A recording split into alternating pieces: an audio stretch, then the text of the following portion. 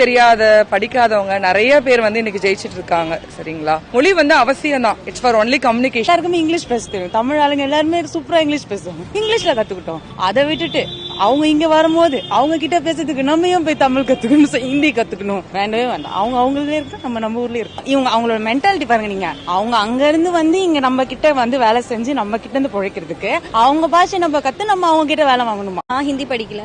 நான் ஒரு மெட்ரிகுலேஷன் ஸ்கூல்ல தமிழ் தான் first second language, English first language தான் படித்தேன். என்னால் சர்வை பண்ண முடியலையான்னு கேட்டால் அப்படி ஒன்றும் இல்லை, சர்வை பண்ண முடியுது. பட் தமிழ்நாட்டுக்கு எனக்கு தெரிஞ்சு மேபி இங்கிலீஷ் கற்றுக்கிட்டா போதும் அப்படின்னு நினைக்கிறேன். ஹிந்தி அவசியமான்றது தெரியல. ஏன்னா மேக்ஸிமம் இங்கே வந்துட்டு தமிழ் பேசுகிறாங்க.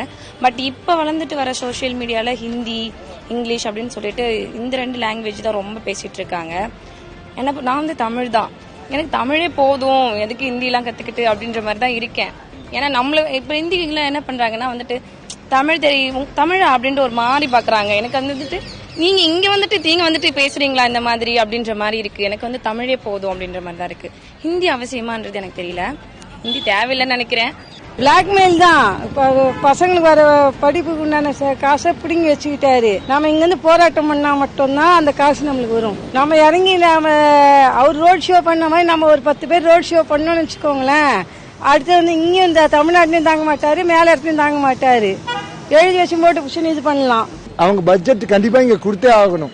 இப்ப பாத்தீங்கன்னா அப்படி பார்த்தா நிர்மலா சீதாராமன் வந்து பினான்ஸ் மினிஸ்டர் தமிழ்நாடு, அவங்க ஷுட் சப்போர்ட் தமிழ்நாடு. ஏன் பண்ணலன்னு எனக்கு தெரியல.